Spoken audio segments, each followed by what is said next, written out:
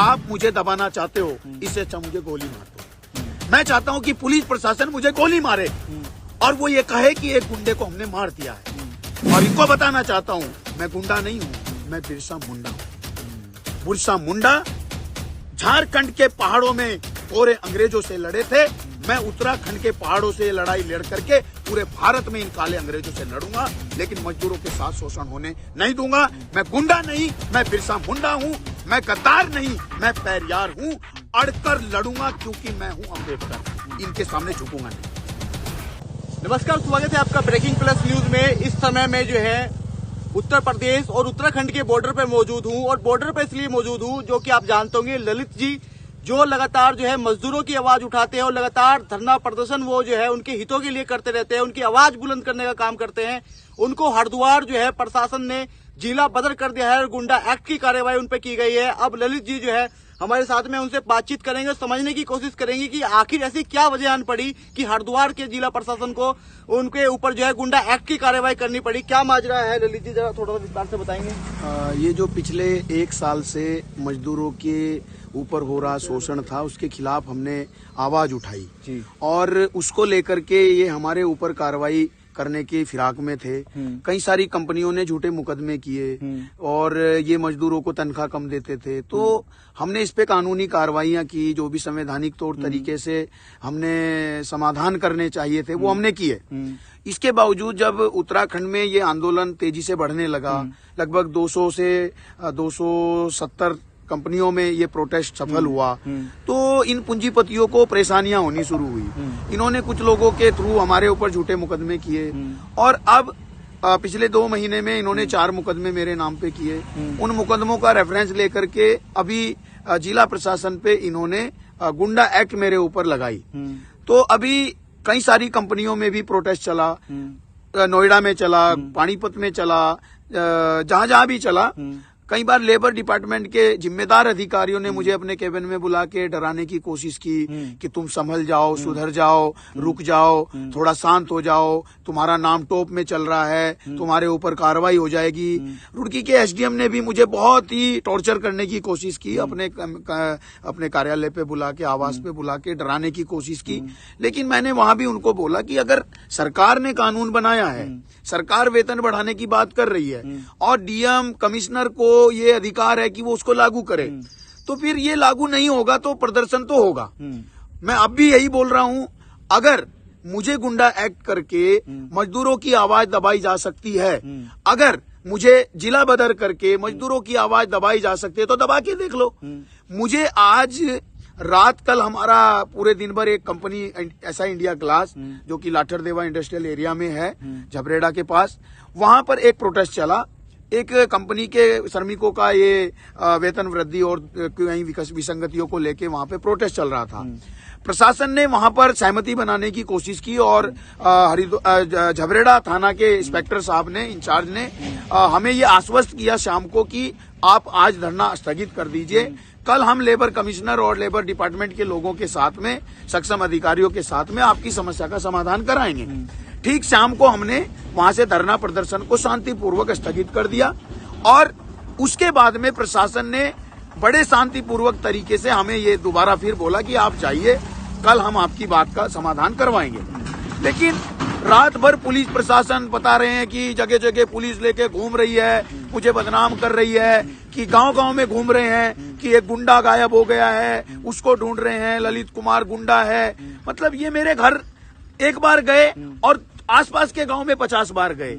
ये सिर्फ मुझे बदनाम करना चाहते थे और पुलिस प्रशासन ने पूंजीपतियों के दबाव में आकर मेरे ऊपर झूठी रिपोर्ट लगा करके मुझे गुंडा बताने की कोशिश की है। मैं उनको ये कहना चाहता हूँ, क्या मजदूरों का हक मांगना गुंडागर्दी है? क्या संविधान को पूरा लागू करवाने की बात करना गुंडागर्दी है? क्या इन पूंजीपतियों से अपना हक मांगना गुंडागर्दी है? क्या उन बेजुबान, कमजोर, शोषित, पीड़ित मजदूरों की आवाज उठाना गुंडागर्दी है? अगर ये गुंडागर्दी है तो इस गुंडागर्दी को अभी हरिद्वार में बैन कराया है। धन्यवाद उत्तराखंड के नादान पुलिस प्रशासन का कि उन्होंने मुझे ये नए पंख दे दिए कि अब मैं हरिद्वार से बाहर सेलाकुई में, देहरादून में, रुद्रपुर में, नोएडा में, गुजरात में, बिहार में पूरे देश में इस आंदोलन को जैसे लेके चल रहा था इसको और मजबूती से चलूंगा। लेकिन ऐसा इंडिया ग्लास को, जीनस कंपनी को, हर्बल कंपनी को, सिडकुल में अभी कई हजार लेबर बैठी है, वहां पे भी हम लोग रहे और कई कंपनियों में लगातार प्रोटेस्ट चल रहा है। मैंने ये साबित करने की कोशिश की कि अगर मुझे दबाएंगे तो जंगल में भी बैठ करके मैं अपनी बात रखूंगा। आज सुबह मुझे पुलिस ने हिरासत में लिया और उत्तराखंड उत्तर प्रदेश के बॉर्डर पे मुझे उत्तर प्रदेश की सीमा में छोड़ा।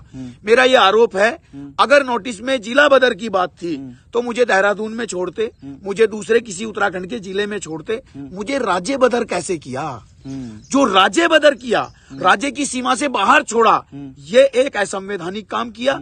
दूसरा असंवैधानिक काम ये किया कि अगर मुझे कोर्ट ने 18 तारीख दी थी साक्ष्य प्रस्तुत करने के लिए, तो मुझे अगर कोर्ट ने ही अनुमति दी, मेरी नेक्स्ट डेट 18 तारीख थी, फिर मुझे आज कैसे वापस हिरासत में लेकर के नोटिस का हवाला देकर के कैसे जिला बदर किया? जो आज आपको मिला पहले भी मिला था या अभी मिला है? ये नोटिस मुझे पिछले 8-10 तारीख को भी मिला था।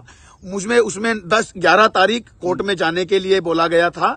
मैं 11 तारीख को अपना पूरा लिखित रिप्लाई लेकर के कोर्ट में गया। वहां मैंने समय याचना की कोर्ट में माननीय न्यायाधीश के सामने कि मुझे 1 हफ्ते का टाइम मेरा साक्ष्य प्रस्तुत करने का मौका दिया जाए।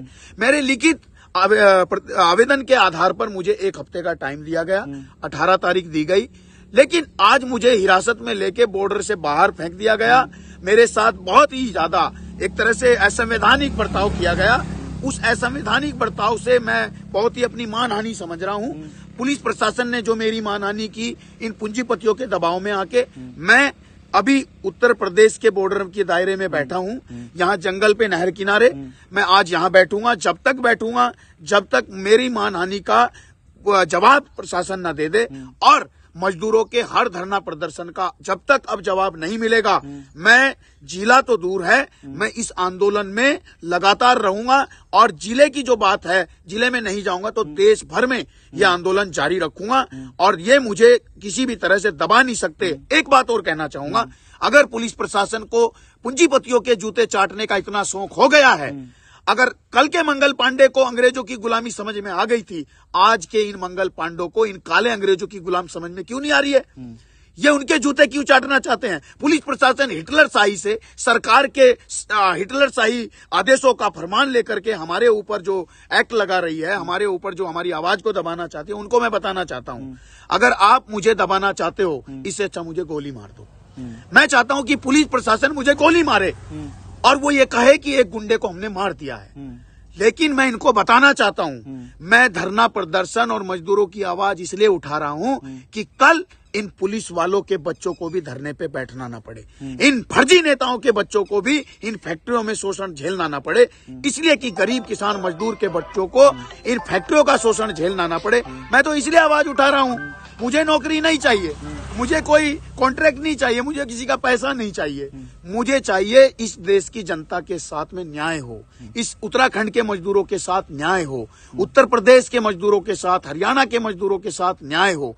देश के एक भी मजदूर के साथ अगर अन्याय होगा, मैं उसके लिए लड़ूंगा, चाहे मुझे मार दिया जाए, चाहे मुझे कुछ भी कर दिया जाए, लेकिन मैं ये लड़ाई नहीं छोड़ूंगा। अभी आपके समर्थन में जिस तरह से आपके ऊपर कार्रवाई हुई है, कोई संगठन या और तमाम लोगों के फोन भी आ रहे होंगे, आगे की रूपरेखा भी आप बना रहे होंगे, किस तरह से कैसे करना है, क्या करना है, जो आवाज आप लगातार उठा रहे थे हरिद्वार जिले के अंदर, वो उठ पाएगी या नहीं उठ पाएगी, क्या आगे की भूमिका है? ऐसा इंडिया ग्लास में अभी प्रोटेस्ट चल रहा है, वहां पे कई सारे संगठनों ने अपना समर्थन व्यक्त कर दिया है। आसपास के सभी गांव के लोग वहां पहुंचने वाले हैं और इसके माध्यम से मैं बताना चाहता हूं, सिडकुल में भी कई सारे संगठनों ने अपना समर्थन व्यक्त किया है, जो लेबर को देखते, लेबर इश्यूज पे काम करते हैं या फिर आम जनता के मुद्दों को लेके आगे बढ़ते हैं, वो सारे लोग हमारे मजदूरों के समर्थन में आ रहे हैं।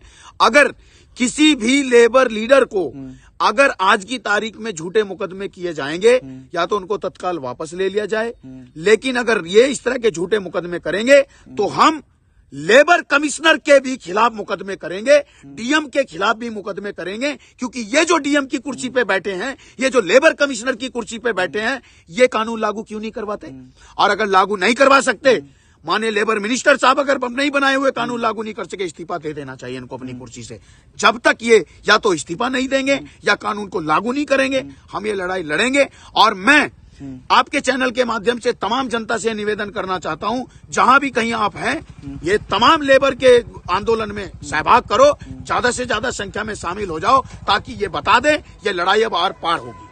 ऐसी क्या वजह है कि ललित कुमार की आवाज से जो है इतनी परेशानी हो गई है कि आपको जो है जिला बदर कर दिया गया है? क्या मानते, क्या समझते हैं आप इस चीज को? चोर हैं ये लोग, सरकारी कुर्सी पे बैठा आदमी चोर है, जो लेबर डिपार्टमेंट को देख करके लेबर की बात नहीं करता, कंपनियों की बात करता है। आज प्रशासन एक शब्द भी लेबर के पक्ष में नहीं बोलता है, वो सीधे कंपनियों की एफआईआर ले लेता है। कंपनी वाले एफआईआर देते हैं तो तुरंत दर्ज करता है, हम लोग अगर तहरीर देते हैं तो दर्ज नहीं करता है। मैंने कई कंपनियों के इशू पे लेकर के लेबर से एफआईआर दी, मेरे पास रिसीविंग है, आज तक कोई दर्ज नहीं की है। मंगलोर में, ढबरेड़ा में, भगवानपुर में, जहां जहां भी देश भर में चल रहा है, किसी लेबर की शिकायत दर्ज नहीं हो रही है। लेबर अगर आवाज उठा रही है, कंपनियां निकाल दे रही हैं। अगर वो रोड पे आ रही हैं, प्रशासन उनके ऊपर झूठे मुकदमे कर रहा है। तो मैं अगर किसी मजदूर की आवाज बन रहा हूं, क्योंकि भारत में मिनिमम वेज का जो आंदोलन है, ये हमने पहली बार भारत में उठाया और पिछले 6 साल से मैं मिनिमम वेज एक्ट को लेकर के पूरा इंप्लीमेंट किया। उत्तराखंड की 270 कंपनियों में मेरे कलम के माध्यम से ये इंप्लीमेंट हुआ है। अब इनको दर्द हो रहा है कि ये कहीं पूरे उत्तराखंड में, पूरे देश में लागू ना करना पड़ जाए, क्योंकि इससे गरीबों का, मजदूरों का फायदा होगा और पैसे वालों का अहंकार टूट जाएगा, इसलिए वो उनका शोषण करना बंद हो जाएगा। इसलिए मेरी आवाज से डर रहे हैं। लेकिन भगत सिंह को इन्होंने फांसी पे मारा था, अब ललित को भी मार देंगे तो आवाज तो बंद नहीं होगी। भगत सिंह अभी भी इधर दिल में जिंदा है। और इनको बताना चाहता हूं, मैं गुंडा नहीं हूं, मैं बिरसा मुंडा हूं। बिरसा मुंडा झारखंड के पहाड़ों में गोरे अंग्रेजों से लड़े थे, मैं उत्तराखंड के पहाड़ों से लड़ाई लड़ करके पूरे भारत में इन काले अंग्रेजों से लड़ूंगा, लेकिन मजदूरों के साथ शोषण होने नहीं दूंगा। मैं गुंडा नहीं, मैं बिरसा मुंडा हूं, मैं गद्दार नहीं, मैं पैरियार हूं। अड़कर लड़ूंगा क्योंकि मैं हूं अंबेडकर, इनके सामने झुकूंगा नहीं। तो आप देख सकते हैं ललित कुमार जी हमारे साथ में, जिनको जो है हरिद्वार के जिला प्रशासन ने जिला बदर की कार्रवाई कर दी गई है, लेकिन उसके बाद भी अभी आप देख सकते हैं जिस जगह मैं मौजूद हूँ, ये उत्तर प्रदेश उत्तराखंड का बॉर्डर है, और यहाँ पर जो है फिर से जो है अपने जो है इन्होंने यहाँ पर अपना स्टार्ट कर दिया है धरना प्रदर्शन। और अब आगे की क्या नीतियां है, क्या कुछ करने वाले हैं, बाकी बताएंगे आपको। तब तक के लिए देखते रहिए ब्रेकिंग न्यूज। धन्यवाद।